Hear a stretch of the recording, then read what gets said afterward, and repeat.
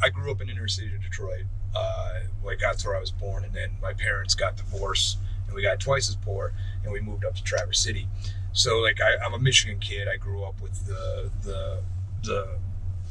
lore that is the University of Michigan. So when it came time to give up a job where I made good money and had a lot of free time to not make good money and give up a lot of free time, it was an easy choice to go to Michigan. I also took over for a friend who I was really close with when he was there before I got there. That experience as a whole was really unique, mainly because I think rugby saved my life. It got me out of like a perpetual cycle that's part of my past and is part of my family tree. It gave me exposure to the rest of the world and to learn things and meet people that I would not have done if I would have stayed with American football or even stayed inside my little bubble that is my family.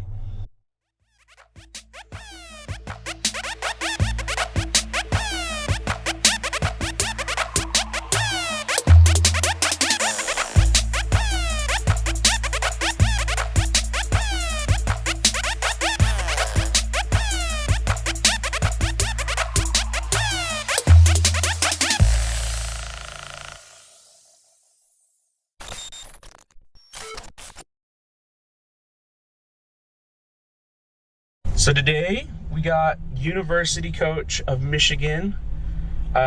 You also coached the USA Women's Sevens. You were also part of the coaching staff of the Seattle Seawolves, part of the team that brought the Shield home to Seattle. Yep. And now the general manager and head of rugby, Brandon Sparks. How are you doing today? Good, sir. How about you? Thanks for picking me up. Glad to help out. Brandon, I have so many questions for you. But first, I want to say congratulations. You guys just got into the playoff spot, the third seat. That's exciting for you. We got a few more weeks to kind of wait it out, and we don't exactly have the easiest schedule hitting it up or backing it up the back end of this year. But regardless, we did what we had to do on Saturday, and it's nice now to be looking at us in third place. What are some of the aspects, some of the things that you want to see, or the mentality that you want from your guys as you build a team? First, we're character focused, so they've got to be good people.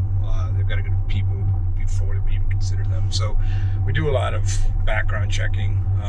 We like to talk to the head coaches, strength coaches, teammates, so on and so forth, just to make sure that we know who we're going to be bringing into our environment. And then secondly, we work off of profiles, so we know what tier one level talent should look like.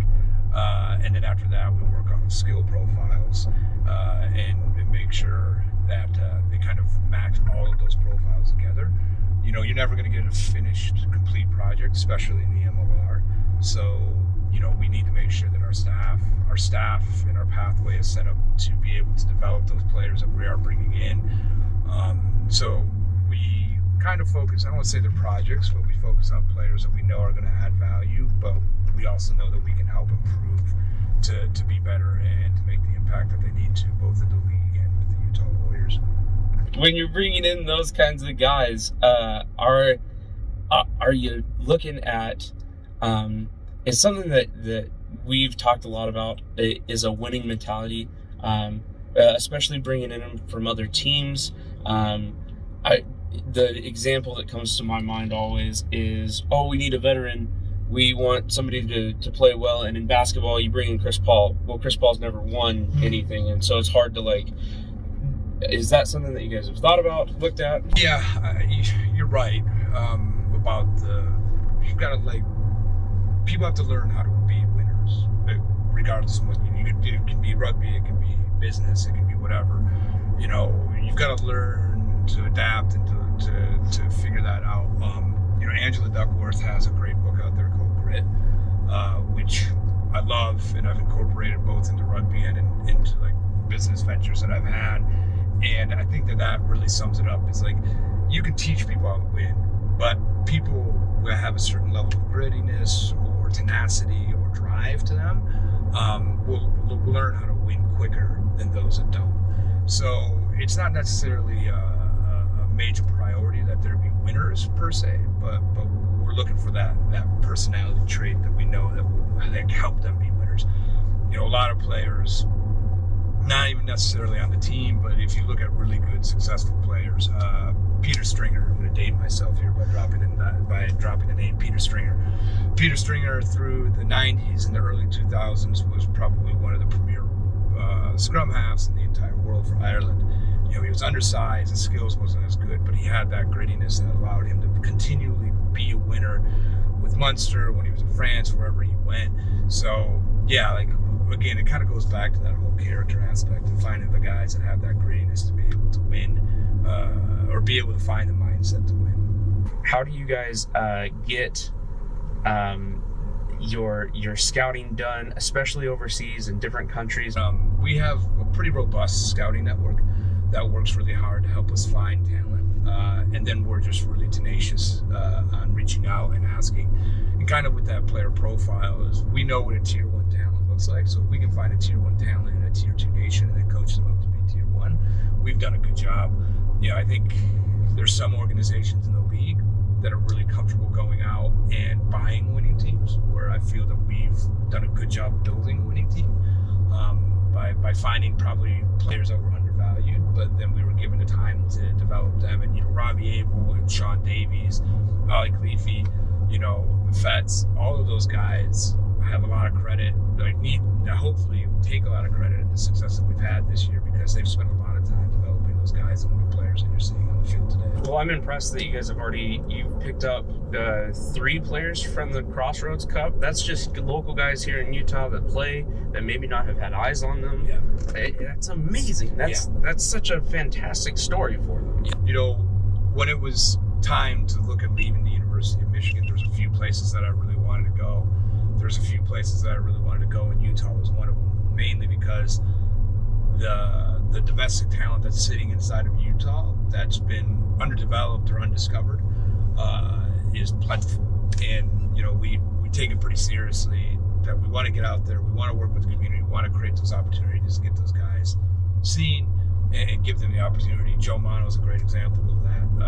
Logan Tago is another one where we found Logan Tago playing D3 club rugby.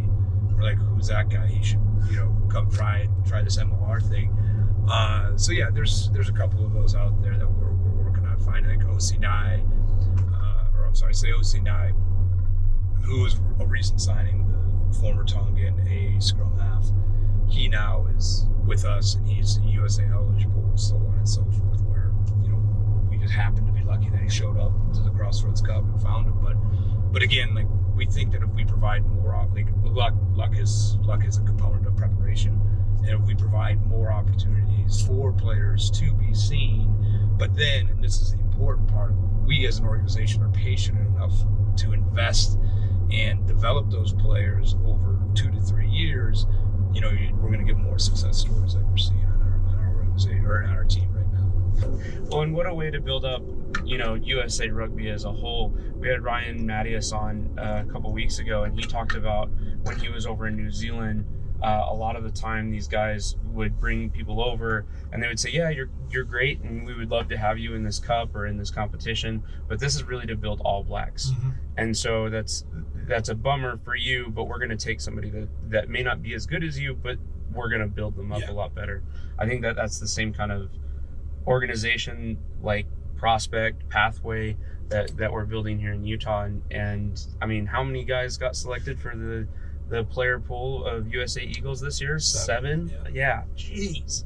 That's so great. That's awesome. And there's a couple new ones in there too, which we're excited about. We actually had the most new invitees into the group, which I think is important and needs to be celebrated, because it shows that we are actually developing it. It's easy to collect the known commodities of international talent, USA Eagle talent specifically, and then kind of repurpose it as your own, where we're actually working to create and give new players the opportunity. Lance Williams is a perfect example of that. He was in the 7s, ability, and now he's in the 15s. That's just it's so good for him to be able to do that. Do you have anything to say to Niall and what he said? No, I don't. Like, listen, if that's the narrative that he wants to put out there, that's fine. I'm happy with him to control the narrative. I'm just happy to see him playing in the MLR. I'm happy to see him end up in somewhere like Atlanta with Stevie Brett, Blake Bradford, who I have a ton of respect for, Mark Carney, like all those guys. So no, like, truth be told, I'm just happy for him because like he deserves to be playing somewhere, and he's good enough to be playing somewhere, and I hope that he makes the most of his opportunities there. You were a head coach for the 15s men's rugby at the University of Michigan. What was that experience like? You were there for 5-6 years. They had different priorities. Like like rugby is what they did to pass the time in between, admission to University of Michigan, and then the time that they graduated. So it took me about 3 years. I'm a bit of a slow learner. It's a recurring theme throughout my entirety of my life. It took me about 3 years to understand that like we weren't ever going to win a national championship. We would contend and make it difficult for people to win Big Ten championships. So I needed to adjust as a coach and move away from performance to being performance driven and being more developmental driven, and not just like rugby development, but people as a whole. Which that's probably what I'm most proud of with my time at the University of Michigan was we've created what we call life labs, where every month we'd give up one day of training, we'd bring them into a classroom, but then we'd bring in an expert for career prep, or we'd bring in an entrepreneur or a lawyer or anything and everything that we could think of. The players drove the topics that we would go out and find, but there's kids there that probably didn't know what a retirement fund was or how to manage a personal budget that left the University of Michigan with that skill set to do that, as well as knowing what the game of rugby was. So yeah, it was a unique experience, but it was an experience that at that point in my career I think I really needed, because I had finally become a professional coach, but I was too focused on the rugby side of it. I wasn't focused on the human element side of it, and the University of Michigan taught me that and made me readjust as a coach in that regard. Is this what led to the Legacy Academy? Yeah, kind of. Like, we started like kind of looking around. Like, I'd won enough. Like, I felt fulfilled. Like, I feel fulfilled as like a coach per se. Like, I feel fulfilled. Like, I don't feel like I have to win anything else. I don't have to do anything else. In the most dangerous word in our sport right now, well, there's several dangerous words. There's elite, there's high performance, there's professional. Where I think that's lost a lot of the time. Is like, define elite. The highest level available. Sure. Yeah. I mean, maybe. But like, same thing with like high performance. Like, to explain high performance, like it's such a loose definition. It's like the word culture. I hate the word culture. I think it's the worst word in business, in sports, whatever, what have you. Like, it's a pointless word. And like, when you start applying things to elite or high performance to something that you have to pay for, it's not that anymore. Because like, you start pricing out a certain socioeconomical available athlete. So with like the Legacy Academy, what we wanted to do was we wanted to make it a developmental academy. We said we were a developmental performance-focused academy. Development was always first, performance was later on. And we wanted to make better players. We wanted to make better people, the whole 9 yards. So it was never about high performance for us or making elite athletes. But, the funny thing was, when we were development focused, we had guys playing in 7 World Cups for Jamaica. We had guys making it on the MLR teams. We had, Elena Olsen, who is the vice captain for the USA women's team, came through our pathway. It was incredible that once we just focused on development, we actually probably had more success in these high performance or elite academies that you see everywhere nowadays. No, it's interesting in just the fact of like, you said you hate the word culture, and I'll disagree with you on that, because I love the word culture. Right. But I love the word culture because you're right, it's been co-opted to mean several different things. But it is it's the feeling of a club, the feeling of community. Mm-hmm. And so if we can have a great feeling as a community of our local guys going out and playing hard, that's something that I'm proud of. That's a culture that I'm proud of. And so I'll disagree with you on the word, but we're playing a semantic issue here. I agree with you when you define culture that way. But if you look at any company, if you look at any organization that has what you would consider a strong culture, it's not like culture is a mystical word. It's the outcome. It's the outcome of something. Yeah. Which I think like culture, I like culture, don't get me wrong. But what I like more is processes and procedures that lead to a good culture. Because you need those two things to have a good culture. Like I've always figured out, like if somebody ever comes to you and says like, oh, I'm great at culture, you're like, no, you're not. That's totally not the case. Yes. What are the actions that lead to that great culture? Or if they're talking about how good their culture is, that culture's probably not that good. Because they have nothing else to say or hang their hat on to prove that culture is good. Yeah. No, and I totally agree with you. Actions are exactly what you want, and if you have a goal in mind, you should never think about that goal as much as you should think about the actions to obtain that. Yes. No, that's a great point. How did you end up going from coaching University of Michigan? How did you get involved with Seattle at that point? Seattle. So I was still at Michigan, and I was under contract for Atavis at the time, and I was doing a bunch of coach development for Atavis, and the head coach that they had in year one, I think, wasn't able to get his visa for some reason. So Atavis called me and was like, "Hey, what are you doing this summer?" And I said, not much, I'm free.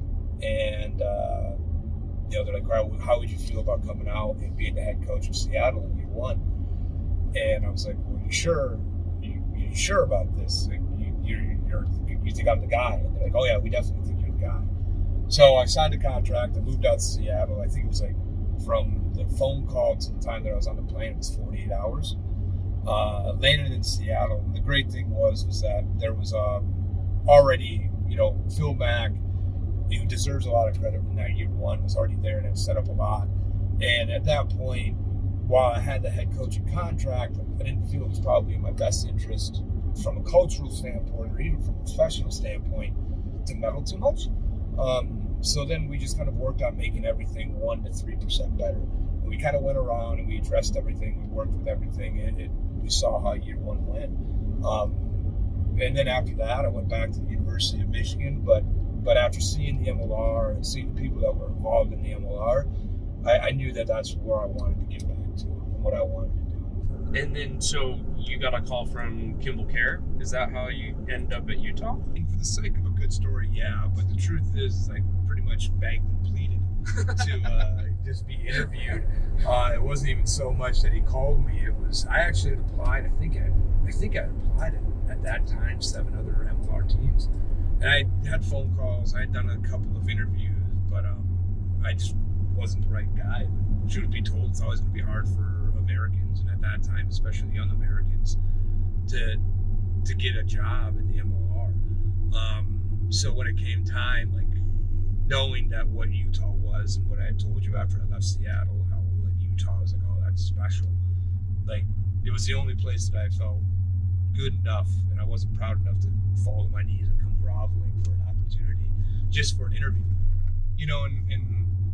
And a lot of credit needs to be given to Kimball Care. And whatever happens, like if I'm fired in the future or I leave or whatever, like I will owe whatever future success I have in the MLR to Kimball Care, because he took a chance on somebody that a lot of other people didn't think was worth the chance. And there's been trials and tribulations. I've been successful, I've failed, but he's stuck by me and he's been a great mentor and he's helped me get us to where we're at today. So yeah, like he called me and I begged and he eventually gave me the director of rugby job and then gave me his job as the general manager of the Utah Warriors. There you go. Sometimes just persistence and that grit, just asking over and over, that pays off. Yeah. What are some things that you think that the league is struggling with right now, or that needs to be addressed for rugby to grow in North America? Oh man, trying to get me suspended. Not trying to get you fined. Not trying to ask you to do anything like that. Yeah.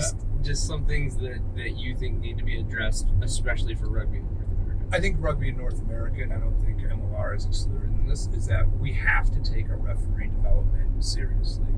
Like, listen, I know that this is a pot calling the pot black by saying that, like, complaining about referees. And it's important to note that, like, I'm not just complaining about referees, because complaining without offering a solution is, a waste of everybody's time. But if you think about the game of rugby, you have to think about it as a triangle. And at the top of the triangle are the players, and one side are the coaches, and the other side are the referees. It's a performance triangle. And both bases have to work to support the top. But right now, there's all this money in this player and this coach development side right here, and not on this player referee development side there. So the pyramid's failing. And the game is failing because the commitment to referee development isn't there. And, like, people are like, oh, what does it mean for referee development? And it's simple. There needs to be an agreed upon set of rules and enforcements. Right now, in North American rugby, there's an issue with the breakdown. Okay, there's an issue with the breakdown, and everybody's going to referee us differently. But right now, the variance of the refereeing is really wide in that area. Well, we probably got to bring it back closer to the middle. So, like, if you look at the letter of the laws, it's like, is the player rolling away? Is the tackler rolling away? Focus on that. If there's a poach on and the tackler hasn't rolled away, it doesn't matter what the poach is. It matters about the role of the player. So it's agreed on a set term or a set degree of allowance versus pass fail. I think is a better way. Pass fail. So much of rugby, to me as a new observer, seems to come down to what the ref is feeling at the time. Yes. And that's really hard. And so to come up with some kind of rule book or law book to follow as a referee, I think that would be a much better way of getting by. Well, it's not. I think I agree with you about the rule book, but it's also like going to come down to a couple things, like how the referees are being coached. So, like, what does the feedback look like? Because I'm a referee myself, so this goes back to, like, I can't complain about something if I'm not offering solutions. So I try to referee 20 games a year. I go out, I referee in UIR. The best part about being in the UIR as a referee, people tell me how shit I am as a referee in the UIR, which is a lot of fun. It keeps me humble, but it also, like, lets me understand and experience what the referees are going through. And right now, like, the referee development model is almost dictative. So, like, you didn't do a good job, and this is why you didn't do a good job.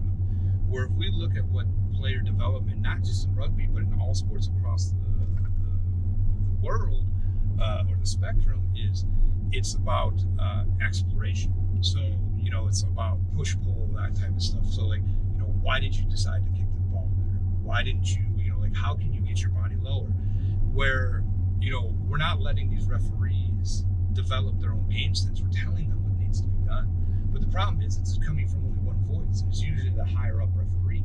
So it's being pushed down, where I think we need to include the players and the coaches in that development cycle. And that's easier said than done. But I think, like, as a community, we can start by just inviting referees out to our training sessions and working with them there. So that was one of the requirements in the Crossroads Cup, was they actually had to embed a referee with them, and then those referees refereed on that Saturday. So we got to, like, show them what we're coaching, but they also have to show us what we're refereeing. So it needs to be way more collaborative than what it is. And then, like, if you were to ask me what I think for USA, what we should deem for USA to be successful at rugby, it's not us making World Cups, it's not us winning World Cups, not any of that. I think we will be a proper Tier 1 rugby nation when we have American referees refereeing Six Nation games, the championship games, those types of things. That's really what we should be gauging our success in, because that means that our player and our coach development is so strong and the referees are contributing to that coach development and player development, that those referees are accelerating at the same rate that the players are accelerating. So, what play and what role did you get an award for as a thespian? That I was looking over doing my research, and I was like, wait a minute, what? That little factoid ends up in my little bios sometimes. It's yeah, no, it was in high school. So my football, my time in football, like by the time that I was done playing football, I was like, I'm done playing football. I don't want to do any, like I might be done with sports altogether.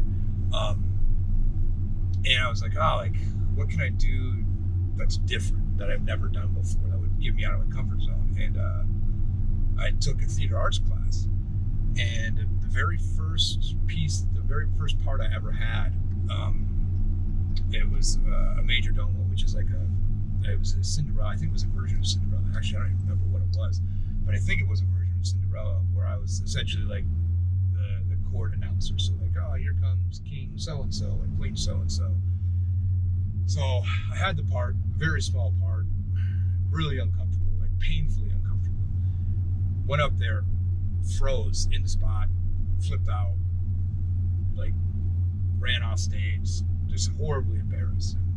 Mrs. Bach, who is to date one of the most impactful teachers I've ever had anywhere in any schooling I've ever done, pretty much sat me down and she's like, you got two choices. One, you can let that embarrassing moment define you and not go back out there and never do anything ever again and just live with that embarrassment for the rest of your life. Or two, you can pull your big boy pants up and get back out there and do it the right way. And like, luckily for me, she understood my mindset and who I was as a person and as an athlete, so I took that as a challenge. And I went out there and I did fairly well. So I'm a glutton for punishment. I don't learn my lessons the first time.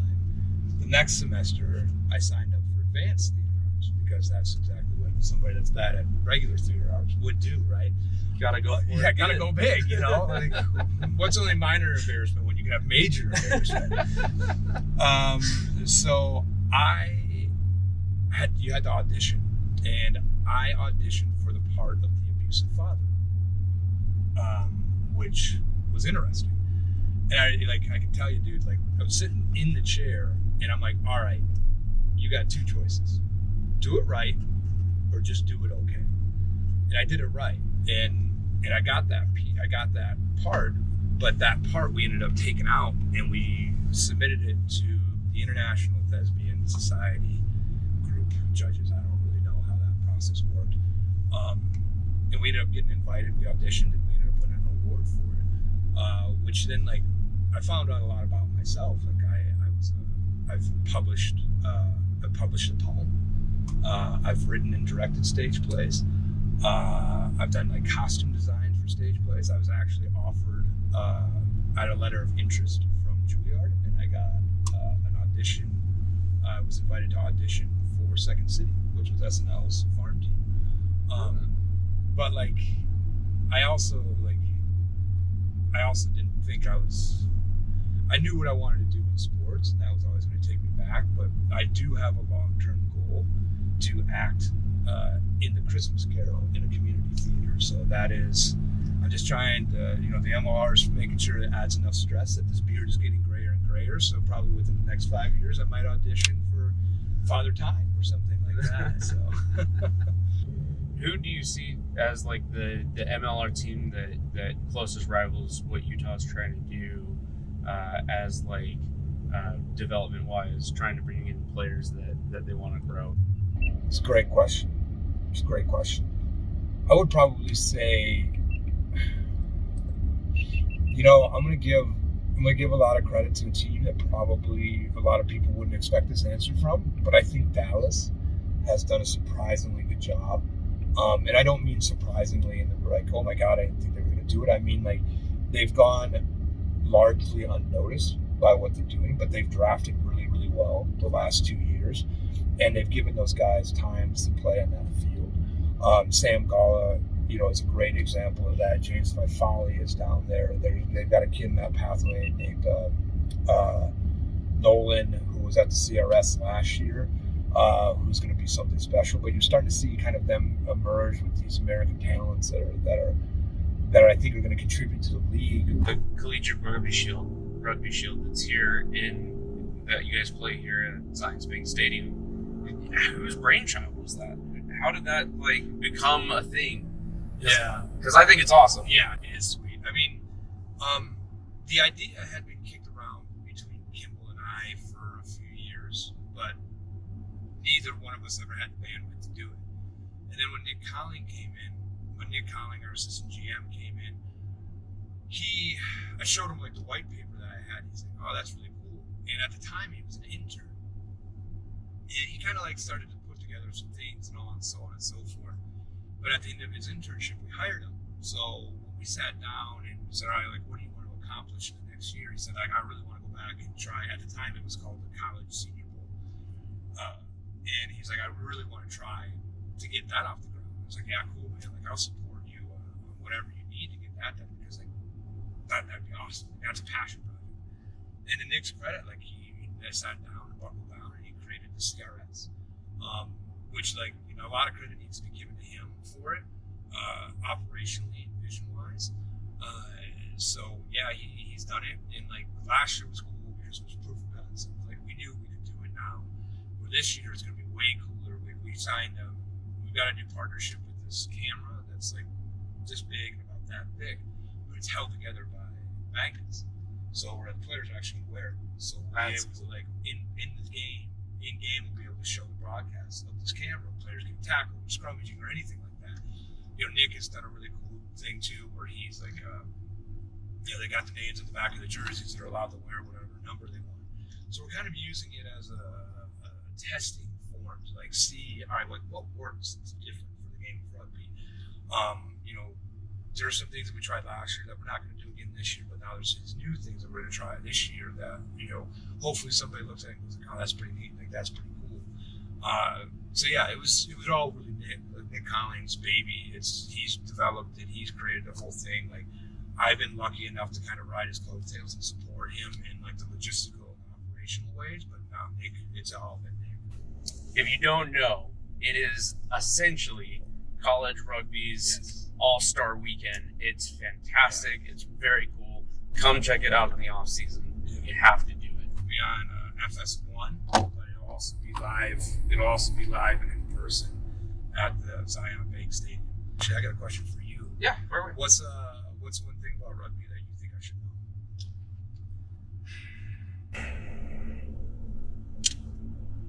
know? Something that I think needs to be contributed more is more people want to really know who the players are on the field.